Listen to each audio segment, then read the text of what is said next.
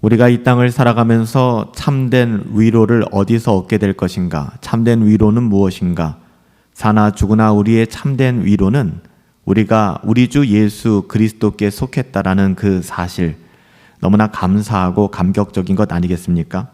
그럼에도 불구하고 우리 가운데 있는 수많은 죄의 비참함과 그 죄의 사슬 가운데 고통받고 있는 우리의 영혼, 어떻게 하면 하나님께로 나아갈 수 있는가?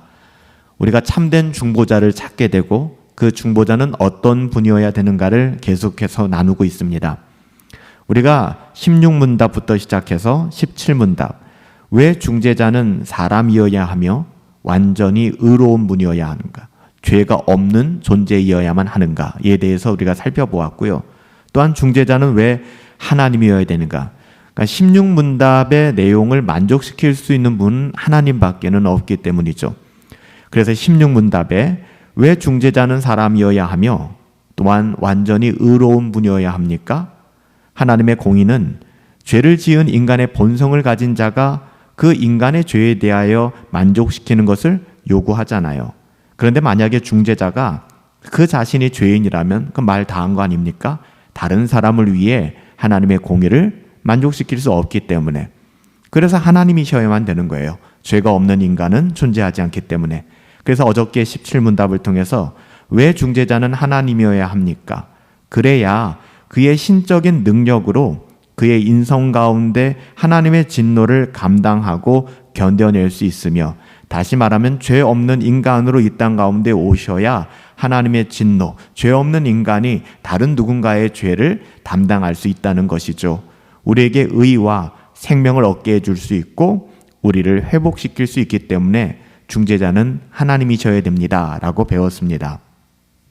그리고 오늘 18문답인데요. 18번째 질문은 그러면 한 인격 안에 하나님이시며 진정 의로운 사람 중재자, 그 누구십니까? 를 묻고 있어요. 한 인격 안에 하나님이시며 진정한 의로움을 가진 사람, 그 중재자는 누구입니까? 그 답은 이제 등장하죠. 그 이름이 나옵니다. 우리 주 예수 그리스도십니다. 그는 우리에게 지혜와 의로움과 거룩함과 구속함이 되셨습니다 라고 답하고 있습니다. 죄인들은 자신들의 죄로 인한 하나님의 일시적인 심판과 영원한 심판을 피하기 위해 이 같은 중재자, 중보자, 구원자가 반드시 필요한 것이죠.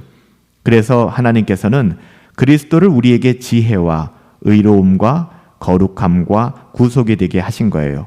우리는 이 중보자, 중재자를 통해 하나님의 심판을 피할 수 있게 된 것이고요. 다시금 회복의 은혜를 얻게 된 것입니다. 그 이름이 예수 그리스도라는 것입니다. 완전한 중재자에 의해 하나님의 공의가 만족된 것입니다. 죄된 인생은 이러한 것을 생산해낼 능력이 없다고 말씀드렸어요. 도리어 날마다 죄를 증가시킬 뿐이다 라고 우리가 배웠죠. 따라서 하나님의 은혜의 영원한 계획에 따라서 완전한 중재자를 하나님이 선물로 주신 거예요. 그리스도는 유일한 중보자로서 완전한 순종을 하셨고요. 어떤 순종을 하셨어요?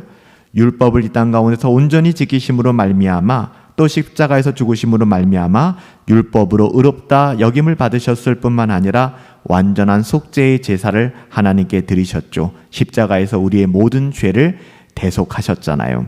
이런 그리스도는 우리에게 지혜가 되시는 거예요. 죄인들은 영적으로 소경이며 어리석어요. 구원의 지혜를 알 수가 없을 만큼 전적으로 타락했죠.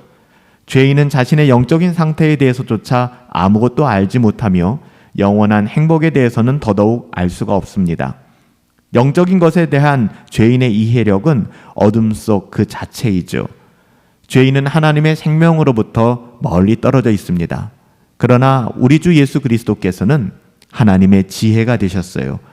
그 안에 모든 지혜와 지식의 보화들이 다 감춰져 있거든요. 따라서 우리가 그리스도를 안다 하는 것은요, 그 지혜로서 분별하고 하나님의 자녀다움을 깨닫고 하나님의 자녀로서 하나님의 자녀답게 이 땅을 살아가게 된다는 이야기입니다. 그리스도는 소경을 인도하시는데요. 이 과정에서 먼저 죄인이 자신의 죄를 깨닫는 것이 필요해요. 죄를 깨달은 죄인들은 은혜를 얻고자 하죠. 정말 죄가 무엇인지를 깨달은 사람들은 은혜를 갈망하게 됩니다. 왜냐하면 죄인은 스스로 의로움을 만들어낼 수 없다는 사실을 철저히 깨닫게 되거든요. 그것을 인정하게 되거든요. 이 또한 은혜입니다. 이것은 자신의 힘으로는 율법을 지킬 수 없다라는 깨달음에서 오는 것이죠. 나는 선하지 않다. 내 안에 선한 것이 하나도 없고 나는 어떠한 능력도 가지고 있지 않다. 전적으로 타락한 존재이며 구원에 있어서는 나는 무능력한 존재이다 라고 고백하고 또 깨닫게 되는 거예요. 깨닫기 때문에 고백하게 되는 것이고요. 그리스도께서는요, 그런 고백을 하는 모든 사람들의 의로움이 되어 주십니다. 그리스도 자신의 고난과 죽음으로 무한한 의를 확보하고 계시기 때문에 그렇죠. 그래서 그리스도께로 가는 자, 그리스도의 의로 말미암는 자들은 하나님 앞에 하나님의 자녀로 설 수 있게 되는 것입니다. 죄인들은 죄의 지배 아래 있으며 따라서 죄로부터 벗어나질 못해요. 하지만 거듭난 신자들은 구원 얻은 자로서 성화, 거룩한 삶이죠. 이 땅을 살아갈 때 하나님의 자녀답게 경건을 추구하며 거룩한 삶을 애쓰며 살아가게 된다는 것입니다. 그리스도께서는 자신의 피 흘리심으로써 확보한 거룩을 성령을 통하여 죄인들에게 전달하심으로 새 생명을 얻게 하시고 하나님의 거룩한 성품, 하나님의 자녀다움에 참여하게 하시며 하나님의 형상, 그 형상으로 우리를 변화시켜 주세요. 그래서 우리는 거룩한 삶을 애쓰며 경건을 추구하며 살아가게 되는 것입니다. 죄인들은 마귀의 종이기 때문에 죄와 비참함 속에 묶여 살아갈 수밖에 없습니다. 그래서 그리스도께서 구속하셔서 우리를 하나님의 자녀로 삼아주시고 또 하나님의 자녀답게 우리를 살아갈 수 있도록 하나님께서 우리를 인도해 주시는 거예요. 하나님께서 선택한 죄인들인 우리는 마귀의 종된 것에서부터 자유를 선포하고 이제는 그 길을 따라가는 것이 아니라 하나님의 자녀로서 우리 주님이 걸어가신 그 길을 따라 동행하며 걷게 되는 것이죠. 그리스도는 우리에게 이런 큰 은혜가 되셨습니다. 이렇게 그리스도가 중보자가 되신 것은 하나님의 은혜로운 뜻 때문이죠. 더욱이 중재자로부터 누릴 수 있는 이러한 은덕은 성령께서 죄인들에게 은혜로 베풀어 주시는 거예요. 오늘도 성령 하나님께서 그 은혜를 우리 가운데 부어주사 예수 그리스도 그 복음의 놀라운 능력이 우리 가운데 살아 역사하시기를 예수님의 이름으로 축복합니다. 살아계신 아버지 하나님, 우리 주 예수 그리스도로 말미암아 참된 지혜와 의로움과 거룩함으로 구속함을 받고 하나님의 자녀답게 경건을 추구하며 거룩한 삶을 애쓰며 살아갈 수 있도록 인도하여 주시니 감사합니다. 우리의 아비였던 거짓 마귀 사탄 따라가지 아니하게 하여 주시옵시고 그 비참함 속에 묶여 종살이하지 아니하게 하여 주시고 참된 자유를 누리며 그리스도 예수 안에서 우리가 복된 인생 살아갈 수 있도록 하나님 역사하여 주시옵소서. 하나님의 우리의 영혼을 붙잡아 주시고 가장 선한 길로 인도하여 주실 것을 믿사오며 예수님의 이름으로 기도하옵나이다. 아멘.